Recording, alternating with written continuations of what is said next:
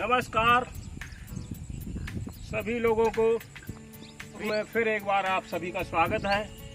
तो आज हम आपको दिखाते हैं अपनी सब्जी की बाड़ी कि कैसे जो है हमने लगाई है। और ये पूरी जो बाड़ी है वो हमारी जैविक तरीके से लगी हुई है। इसमें हमने किसी भी खाद का, पेस्टिसाइड का, किसी भी चीज़ का इसमें यूज नहीं किया है। तो ये भी एक पर्यावरण के हिसाब से अच्छा है, क्योंकि शुद्ध खाना प्रथम नियम होना चाहिए हर इंसान का कि अगर आप शुद्ध खाओगे तभी आप स्वस्थ रहोगे।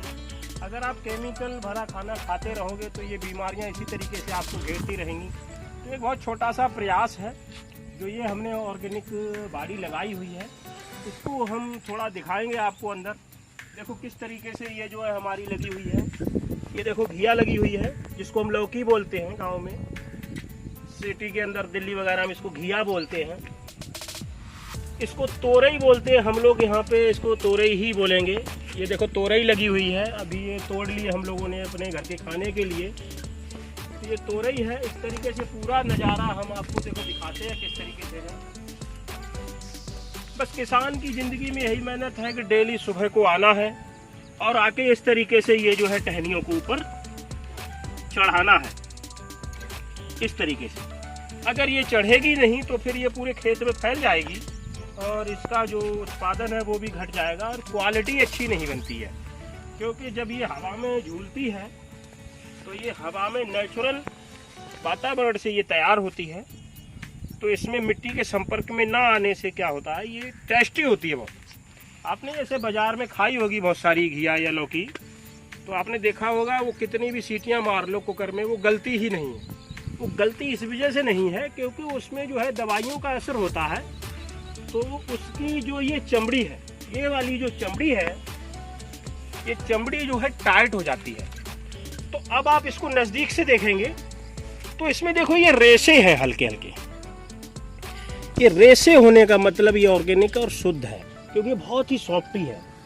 अब काट के डालोगे एकदम हलवा की तरह घुल जाएगी और बढ़िया गजब का स्वाद देगी। इसी तरीके से ये देखो इधर ये तोरई है, ये देखो ये हमने कुछ बीज के लिए भी छोड़ी है कि प्रकृति से कुछ हमें, ये देखो बीज की है, ये थोड़ी बड़ी हो गई, पकने की कगार पर है।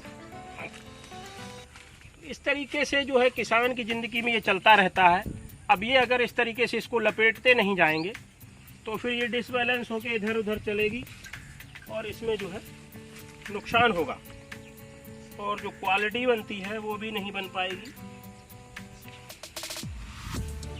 आप देख रहे हैं ये किस तरीके से जाल पे ये देखो लटकी हुई है। ये पूरा सेटअप देखो आप, ये घिया का है, इधर ये तोरई का है, ये पूरा देखो आप लौकी लटकी हुई है पूरे में।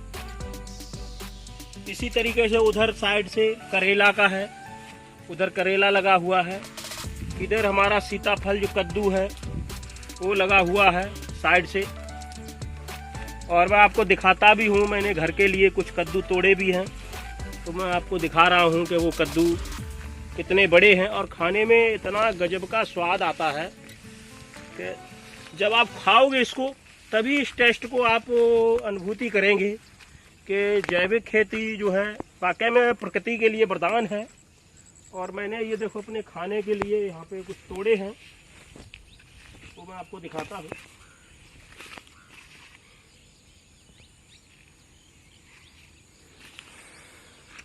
ये हमारे खेत का कद्दू है, इसको अंग्रेजी में जो पंपकिन बोलते हैं ये होता है, सीताफल भी बोला जाता है कई जगह।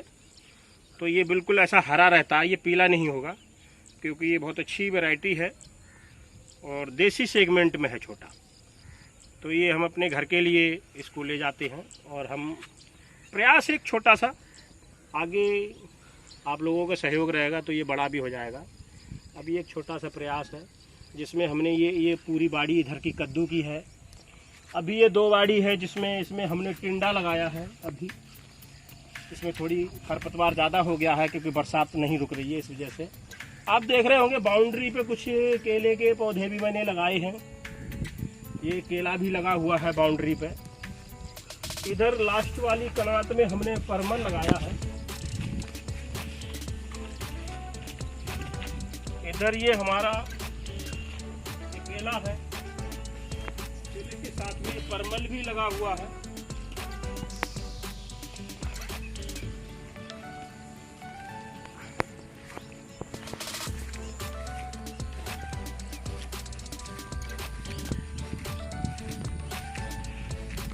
ये जो बेल है ये देखो परमल की है।